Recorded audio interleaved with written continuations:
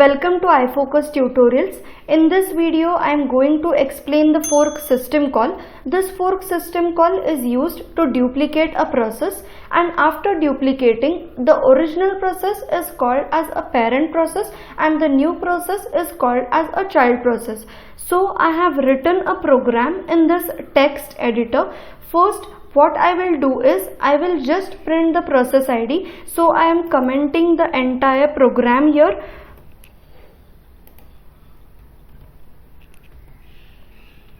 I am saving the program by the name fork.c. Now I will open the terminal here. To check the output of this program, I will first check whether my file is present in this directory. So I will use the ls command. If you check this directory, I have my file by the name fork.c. Now I will use gcc command to run my program. I want the output by the name fork, so I have used -o and fork.c. Our program has been compiled successfully. Now to check the output, I'll use /fork. If you check the output, the process ID that has been printed is 3940. Now we will check what we have written in our editor. If you check this line, I have printed the process ID by using the getpid system call. Now what is this getpid system call? We will again open the terminal and use man command to check what is getpid. This man command gives you the manual page where you get entire information about any function. So getpid returns the process ID of our calling process. So if you check the output here, to quit this manual page I am pressing a Q. Now I am running this program again. If you check the process ID, now it has been printed as 3968, whereas previously it was printed as 3940.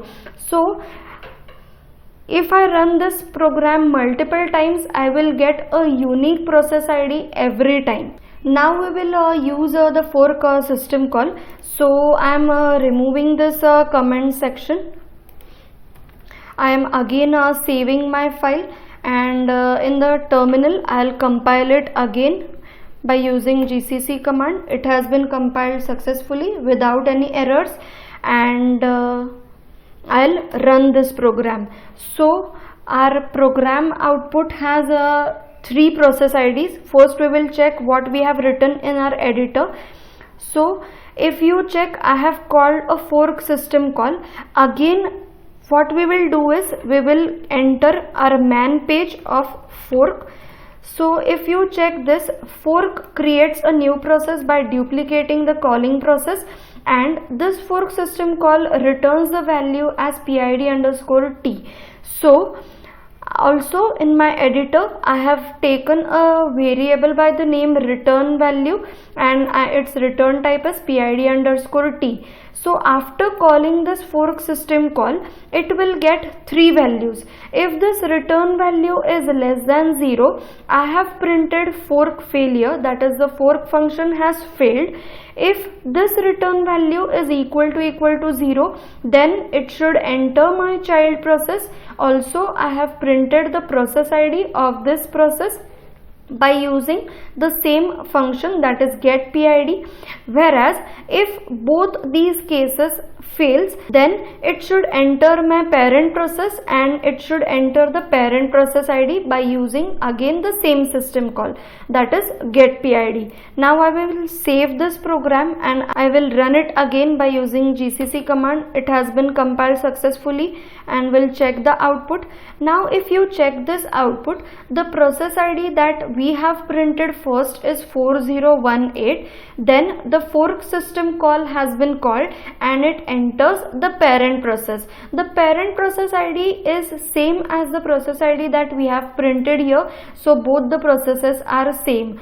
Whereas I get a prompt message here, that means my parent process has terminated here, and again my fork system call has been called, which enters into the child process, and it has given a unique process ID by the number 4019. if you check the output clearly, you will see that parent process has terminated here because we have a prompt message here, whereas the child process is still running.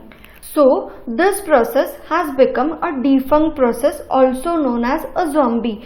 Means if we don't use a wait system call in our parent process, then our parent process is executed first, it ends here, that is it terminates here, whereas my child process is still running. What I'll do is, we will check the status of this both system calls by using some delay. I have added more delay in the parent process because I have to check the zombie status. Now again I will save the program. I am clearing this and I am opening a new terminal so that we can check the status of our processes here in this new terminal. Now I am running my program. First compile successfully /fork. Now to check the status I am using ps-a1. So if you check my both the functions, that is fork 4055 and 4056 is listed in this table. This command basically shows the list of your processes that is running. This first column shows you the PID, that is process ID. This second column shows you the terminal on which you are running. This STAT gives you the status. S means it is sleeping, that is usually waiting for an event to occur, and plus indicates it is running in the foreground process group. So next column, that is the time, it is the time used by your CPU, and the command, here we are getting the command by which our process has been called. So we have called fork 2 times. 4055 is nothing but our parent process and 4056 is nothing but our child process. I will run this program again so that we can check the zombie process here. I am running my program again and I am using the same command again. So we are getting the same, but our process IDs are new here, 4062, 4063. I am using the command again. We have to use this command 2 or 3 times so that we can check the status if the process has become a zombie. After running 2 or 3 times, if you check here, 4063 has become a defunct process. That is, this child process has become a defunct. Now our child process has terminated here. So if I use the command again, you will see both are fork, that is 4062 and 4063 have been terminated here, so they don't appear in this list, and you can check here both the processes have been terminated. Now if you want to avoid a process becoming a zombie, what we should use is, we should use a wait system call. So I am using a wait system call in this parent process. I am saving my program again, and in my terminal again I am running this. Avoid the warning. So if you check the output, previously here every time our process was calling the parent process first and then the child process, whereas now it has called the child process first. So whenever our child process terminates, then only our parent process will be called. If you check this, our child process has been terminated. So if I use the command here, if I check this, only one fork call is here because only parent process is running, that is 4085.